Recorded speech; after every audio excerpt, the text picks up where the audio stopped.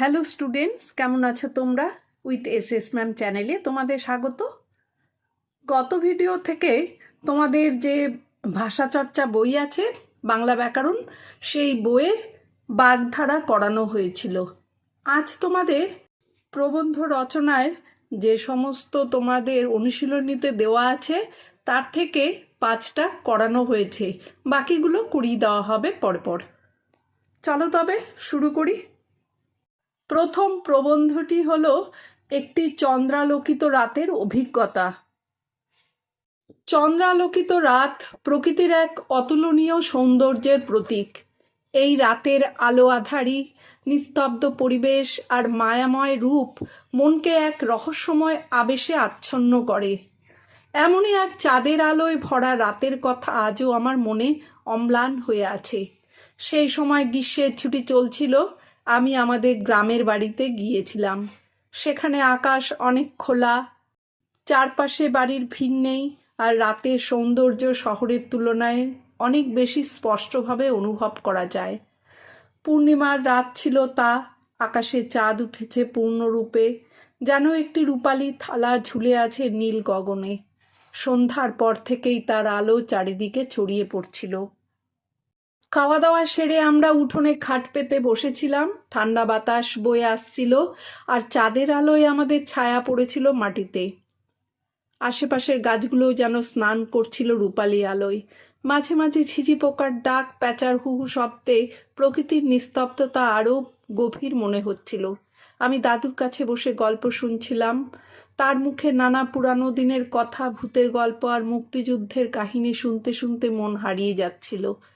এমন শান্ত নির্জন পরিবেশে মন স্বাভাবিকভাবেই স্বপ্নীল হয়ে পড়ে। চাঁদের আলোয় পুকুরের জলে যে প্রতিফলন পড়ছিল তাও যেন এক জাদু। গ্রামের বাড়ির সেই পরিবেশে সময় যেন অন্যভাবে কাটছিল, মনকে এক অপূর্ব প্রশান্তিতে ভরে দিচ্ছিল। এক সময় বিছানায় গিয়ে শুয়ে পড়লাম, কিন্তু ঘুম এলো না। জানলার ফাঁক দিয়ে চাঁদের আলো ঘরে ঢুকছিল। মনে হচ্ছিল কোনো অদৃশ্য বন্ধু আমার সঙ্গে কথা বলছে। প্রকৃতির এই অপূর্ব দৃশ্য আমাকে ভাবিয়ে তুলল, পৃথিবী কত সুন্দর, কত শান্তিপূর্ণ হতে পারে এক একটি মুহূর্তে। সেই রাতের অভিজ্ঞতা আমাকে শিখিয়েছে প্রকৃতির সঙ্গে একাত্ম হওয়া কিভাবে মানুষের মনকে পরিশুদ্ধ করে। আজও শহরের কোলাহলে বসে মাঝে মাঝে সেই রাতের কথা ভাবি, আর মনে হয় জীবনের আসল সৌন্দর্য প্রকৃতির মাঝেই লুকিয়ে আছে। এর পরের প্রবন্ধটি হলো একটি ঝড়ের রাতের অভিজ্ঞতা। প্রকৃতি কেবল শান্তিময় নয়, কখনো কখনো তার রুদ্র রূপও মানুষকে আতঙ্কিত করে তোলে। একটি ঝড়ের রাতের অভিজ্ঞতা এমনই এক ঘটনা যা আমাকে শিখিয়েছে প্রকৃতির অসীম শক্তি ও মানুষের অসহায়ত্ব। ঘটনাটি ঘটেছিল গত বর্ষাকালে। সন্ধ্যার দিকে আকাশে কালো মেঘ জমতে শুরু করলো। বজ্রপাত শুরু হলো দূর আকাশে। সঙ্গে সঙ্গে বাতাসের গতি বেড়ে গেল। মনে হচ্ছিল বড় কিছু আসতে চলেছে। রাত 8:30টার দিকে আচমকা ঝড় শুরু হলো এক অপ্রতিরোধ্য বেগে। বিদ্যুৎ চমকাতে লাগলো প্রায় প্রতি মুহূর্তে। বিদ্যুৎ সংযোগ বন্ধ হয়ে গেল। চারদিকে যেন ঘন অন্ধকার নেমে এলো। জানলার কাছে ঝড়ের ধাক্কা, দরজায় কড়া নাড়ার মতো আওয়াজে মন আতঙ্কে ভরে উঠল। বাইরের গাছপালাগুলো ঝড়ে উন্মত্ত হয়ে ওঠে, কোথাও কোথাও ডালপালা ভেঙে পড়ছিল। আমি মা বাবার সঙ্গে বসার ঘরে জড়িয়ে বসেছিলাম। বাইরে কুকুরের কান্না, ছাদের টিনের শব্দে চারপাশ থমথমে হয়ে উঠছিল। এমন পরিবেশে সময় যেন থেমে যায়। প্রতি মুহূর্তে মনে হচ্ছিল কিছু একটা ভয়ঙ্কর ঘটে যেতে পারে। আমাদের বাড়ির পেছনের নারকেল গাছটি হেলে পড়েছিল। দরজা ঠেলে ভিতরে জল ঢুকতে শুরু করে। রাত প্রায় 2:30 নাগাদ ঝড় থামলো। তবে ততক্ষণে চারপাশ লণ্ডভণ্ড হয়ে গেছে। পরদিন সকালে উঠেই দেখি গাছ উপড়ে গেছে, বিদ্যুতের খুঁটি হেলে পড়েছে, কাদা জলে ভরে গেছে রাস্তাঘাট। কেউ কেউ নিজের ঘর হারিয়েছেন। এই ঝড়ের রাত আমাকে একদিকে আতঙ্ক দিয়েছে, আবার অন্যদিকে প্রকৃতির প্রতি শ্রদ্ধা জন্ম দিয়েছে। মানুষের প্রযুক্তি যতই উন্নত হোক না কেন, প্রকৃতির রোষের সামনে আমরা অনেক সময় অসহায়। সেই রাতের শিক্ষা আজও আমার মনে গভীরভাবে গেঁথে আছে। এর পরের প্রবন্ধটি হলো একটি শীতের দুপুরের অভিজ্ঞতা। চলো তবে শুরু করি। শীতকালের দুপুর, এই শব্দদ্বয়ই যেন এক আরামদায়ক অনুভূতির জন্ম হয়। রোদের গরম আলসেমি, কুয়াশা ভেজা সকাল আর দুপুরের গা জুড়ানো তাপ, সব মিলিয়ে এক অনন্য অভিজ্ঞতা। আমি সেই দিনটিতে গ্রামে ছিলাম, দাদু বাড়িতে। জানুয়ারির প্রথম সপ্তাহ, প্রচণ্ড ঠান্ডা পড়েছিল। সকালে ঘুম থেকে উঠে গরম চা খেয়ে রোদে গা সেঁকতে বসি। উঠোনে চাটাই পাতা ছিল, সঙ্গে লেপ, চাদর ও নানা রকম খাবার। গরম গরম খেজুর গুড়, পাটিসাপটা, সন্দেশ, কি যে মজা! আমার কাকা কাকিমা, দাদু ঠাকুমা সবাই একসঙ্গে বসেছিলেন, যেন একটা মিলন মেলা। কেউ গল্প করছিল, কেউ পত্রিকা পড়ছিল, আর কেউ ঘুমিয়ে পড়েছিল রোদের নিচে। শীতের দুপুরে একটি বিশেষ মাধুর্য থাকে। রোদে এমন গা জুড়ানো অনুভূতি শহরে মেলে না। গাছের পাতা থেকেও পড়ছিল শিশির, পাখিরা ডেকে উঠছিল দূরে কোথাও। দুপুরে কিছু খেয়ে একটু চুপচাপ বসে থাকা বা গল্পে মশগুল হওয়া, এই অভিজ্ঞতা জীবনের ব্যস্ততা থেকে এক ছোট্ট বিরতি এনে দেয়। আমরা দুপুরে ছাদে গিয়ে রোদ পোহালাম। দিদা পুরানো দিনের গল্প বলতে লাগলেন, কিভাবে আগে শীত মানেই ছিল কুয়াশা, নতুন জামা, নতুন খাবার আর আনন্দ। সেসব গল্প শুনে মনে হলো আমি যেন সময়ের পেছনে ফিরে গেছি। এই এক দুপুর আমাকে এক অদ্ভুত প্রশান্তি দিয়েছিল। শীতের রোদ মানেই শরীর ও মনের জন্য এক আরাম। সেই অভিজ্ঞতা আজও বারবার ফিরে আসে স্মৃতির পাতায়। এরপর আছে চার নম্বর যেটা, সেটা হলো অরণ্য ভ্রমণের অভিজ্ঞতা। প্রকৃতির সঙ্গে আত্মিক যোগাযোগ স্থাপন করতে চাইলে অরণ্য ভ্রমণ এক শ্রেষ্ঠ উপায়।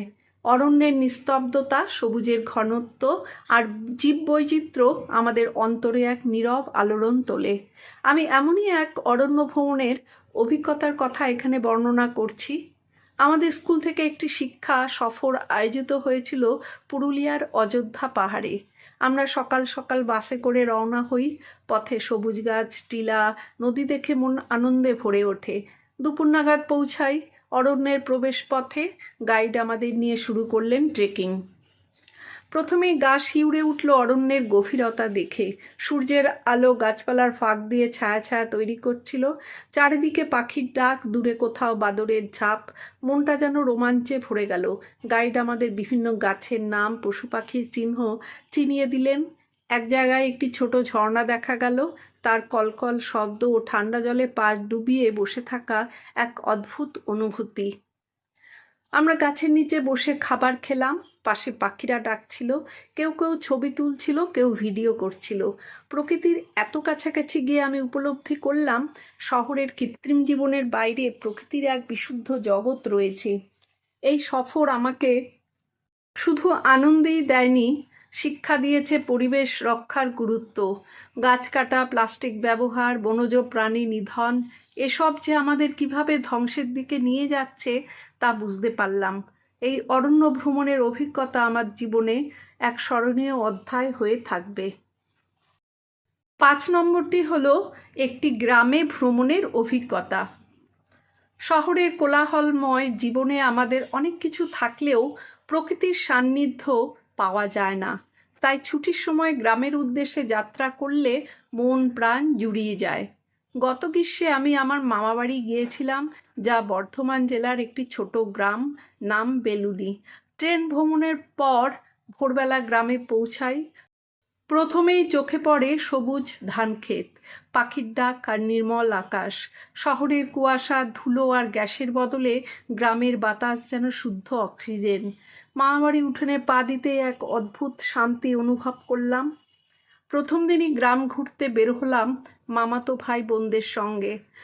ছোট কাঁচা রাস্তা ধরে হাঁটতে হাঁটতে দেখলাম গরু ছাগল মাঠে চড়ছে, কৃষকরা জমিতে লাঙল চালাচ্ছেন। দুপুরে খেয়ে বিশ্রাম নিয়ে বিকেলে গেলাম গ্রামের একমাত্র পুকুরে। সেখানে মাছ ধরা, স্নান আর হাসি ঠাট্টায় সময় কাটলো। একদিন গ্রামের স্কুলে গিয়ে শিশুদের সঙ্গে কিছু সময় কাটাই। ওদের সরলতা, নিষ্পাপ মুখ সত্যিই মনকে ছুঁয়ে যায়। সন্ধ্যায় গ্রামে হ্যারিকেন জ্বলে, কিছু বাড়িতে এখনো বিদ্যুৎ পৌঁছায়নি। আড্ডা, গল্প আর তারকাখচিত আকাশে তাকিয়ে কাটিয়ে দিলাম মনোরম সন্ধ্যা। গ্রামের মানুষ খুব অতিথিপরায়ণ ও সরল, তারা অল্পেতে খুশি এবং প্রকৃতির সঙ্গে একাত্ম হয়ে বাঁচে। শহরের যান্ত্রিক জীবন যেখানে সম্পর্ককে দুর্বল করে তোলে, গ্রামের সম্পর্কগুলো আরও গভীর ও আন্তরিক। এই গ্রাম ভ্রমণ আমাকে অনেক কিছু শিখিয়েছে। সহজ সরল জীবনের সৌন্দর্য, প্রকৃতির সঙ্গে মেলামেশা এবং মানুষের আন্তরিকতা, এমন অভিজ্ঞতা সত্যিই বারবার ফিরে পেতে ইচ্ছা করে। আজ তাহলে এই 5টাই, পরে আবার তোমাদের 5টা দেব। তোমাদের যে এক্সারসাইজে আছে 5টা প্রবন্ধ রচনা আবার দিয়ে দেব। চলো তবে। আর এখনও যারা উইথ এসএস ম্যাম চ্যানেলটি সাবস্ক্রাইব করোনি, তারা চটপট সাবস্ক্রাইব করো আর বেল বাটনটি অন রাখো। চলো তবে, টাটা।